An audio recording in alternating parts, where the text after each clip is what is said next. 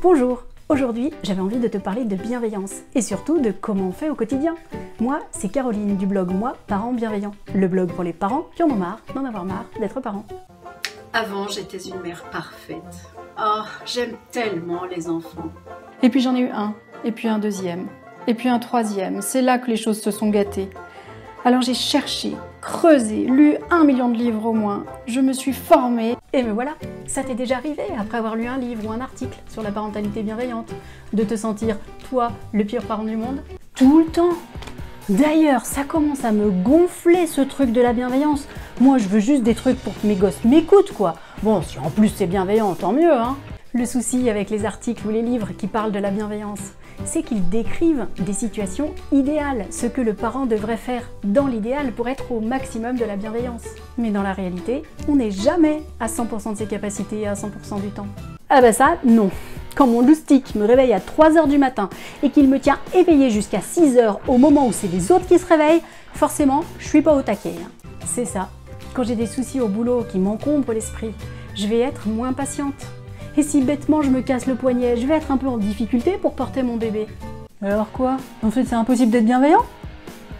On nous aurait menti. Ce qui est impossible, c'est d'être parfait. Or, ce que les livres ou les articles nous donnent à penser, c'est qu'avec les bonnes informations, il serait possible de réussir à être 100% bienveillant dans toutes les situations, c'est-à-dire à être parfait. Je vois plutôt la bienveillance comme un objectif, un but. On vise l'objectif d'être 100% bienveillant 100% du temps. Mais on garde en tête que si on a essayé, c'est déjà énorme. Si on a raté, mais qu'on s'est excusé, on a quand même été un bon parent. En bref, il faut arrêter de se juger à chaque fois qu'on tombe, à chaque fois qu'on fait une erreur.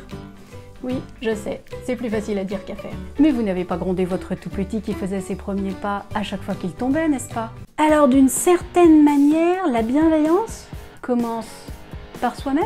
C'est exactement ça. Quand tu fais une erreur, tu préfères qu'on te punisse ou qu'on te laisse la possibilité de réparer ton erreur? Mais évidemment que je préfère réparer. Je me sens mieux après. Eh bien, fais taire ton juge intérieur. Tu sais, cette petite voix qui t'assassine intérieurement, qui te dit des trucs vaches, et en plus souvent longtemps après les faits. Et à la place, dis-toi ce qu'un parent bienveillant te dirait. Tu as fait de ton mieux. C'était un peu difficile pour toi cette fois-ci, mais j'ai confiance en toi et la prochaine fois ce sera mieux. Je préfère voir la bienveillance comme un sport auquel on s'entraîne. Parfois on a été 100% bienveillant, on a réussi un coup de maître, youpi! Et puis parfois on a complètement foiré. Et dans l'intervalle, il y a toute une série de fois où on a été bienveillant un peu, beaucoup, exceptionnellement, presque pas, mais bienveillant quand même. Ouais, mais si j'arrive à en être 0% bienveillant, si tu traites l'événement comme normal, alors ton enfant va apprendre que la violence est normale. Mais si tu retournes voir ton enfant lorsque tu es calmé, que tu cherches avec lui des solutions pour changer, que tu t'excuses, à ce moment-là, l'enfant a l'opportunité d'apprendre ce que l'on fait quand on s'est trompé. La bienveillance, c'est génial parce que cela met en confiance.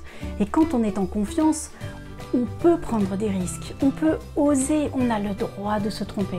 Et ça, c'est indispensable pour progresser. Il n'y a qu'en sortant de sa zone de confort, en essayant de nouvelles choses qu'on apprend. La bienveillance dans l'enfance permet donc d'augmenter les apprentissages et donc les connexions neuronales qui sont l'indicateur de l'intelligence. Tu veux dire que si je veux que mes enfants soient intelligents, il faut que je sois bienveillante avec eux? Oui, le plus souvent possible et du mieux que tu peux. Mais pas de stress, quand tu as foiré, que tu n'as pas été au top, ce n'est pas si grave. Les enfants apprennent aussi, c'est-à-dire qu'ils construisent des connexions neuronales et donc leur intelligence, quand on s'excuse, quand on leur explique ce qui s'est passé et qu'ils voient qu'on essaie de changer. Parce que non plus ne sont pas parfaits, et c'est important qu'ils apprennent quoi faire quand on fait une erreur. Et voilà, maintenant la prochaine fois que tu seras tenté de te juger durement, tu sauras que la bienveillance commence par soi-même. Et ça aussi, c'est une belle leçon à enseigner à tes enfants. Si tu as aimé cette vidéo, c'est le moment de cliquer sur le pouce bleu. Oui, de la partager avec tous tes amis, surtout si ce sont des parents, surtout s'ils sont moins bons que toi. Oui, j'arrive mon grand, j'arrive, 2 minutes. Tu peux aussi t'inscrire à ma chaîne YouTube et bien sûr, oui, n'oublie pas de télécharger mon guide gratuit 5 outils pour gérer et limiter les crises avec bienveillance. Oui, allez, j'arrive, c'est bon, cette fois j'arrive.